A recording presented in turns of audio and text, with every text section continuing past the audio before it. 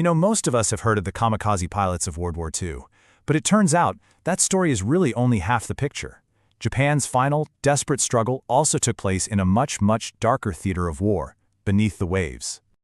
To really understand this, I want you to just picture a scene with me. We're going to zoom in on one person in one incredibly tense moment. Okay, so imagine it. You're surrounded by complete and utter darkness. The only sound you can hear is your own breathing, just this muffled, rhythmic pulse in the crushing silence. That's how deep you are. 20 feet of water pressing down on you from all sides, totally cutting you off from the world above. And you're not just floating in open water. No, you're hiding. You're waiting inside this cramped concrete bunker that's submerged on the seafloor. It's got to be claustrophobic and cold. And this is you, a lone soldier, waiting, completely motionless, for the war to finally come to you. And check out his gear. It's shockingly basic. He's got a simple breathing apparatus, a long bamboo pole, and then stuck on the end of it, a 22-pound mine. This is not high-tech warfare. This is something way more primal. So what's his mission? It's chillingly simple. When an enemy boat passes over his head, he's supposed to push that pole straight up and detonate the mine right against its hull. He's a human sea mine.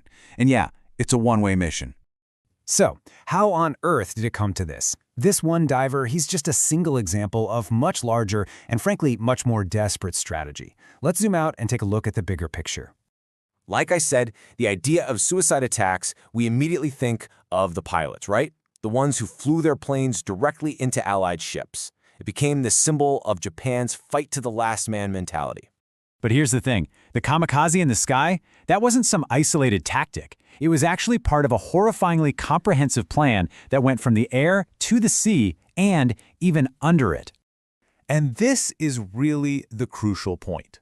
As Japan was losing the war, as its industrial power was failing, it turned to the one resource it had left, its people.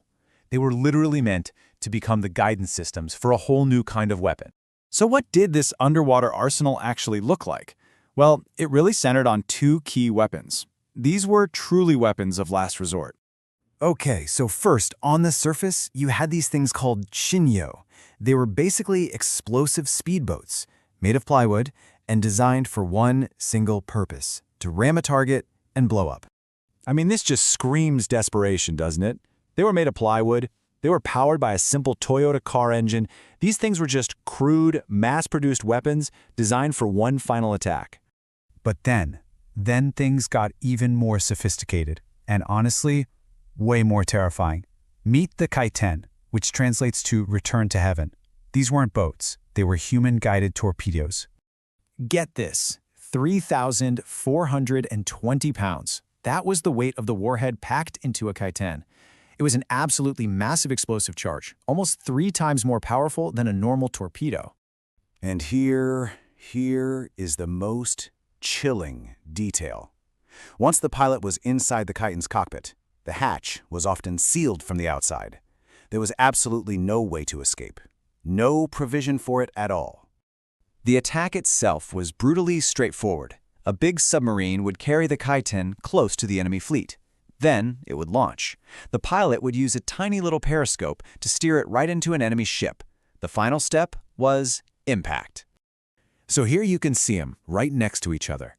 The shinyo, a crude weapon for the surface, and the Kaiten, a much more advanced underwater one. But the one defining feature, the thing they both had in common, was the pilot's fate. It was sealed the second the mission started. So what does all of this tell us? What's the ultimate takeaway from this really dark chapter of military history? It really comes down to this. When a nation's ability to build advanced ships and planes and tanks is just gone, it has to find another way to fight.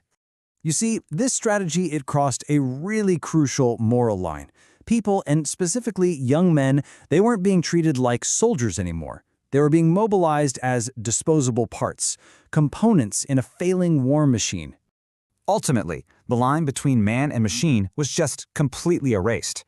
The pilot's mind, his eyes, his hands guiding the weapon to the target, they became the final, crucial part of the weapon system. The human being literally became the warhead. And really, that's the question this whole history leaves us with.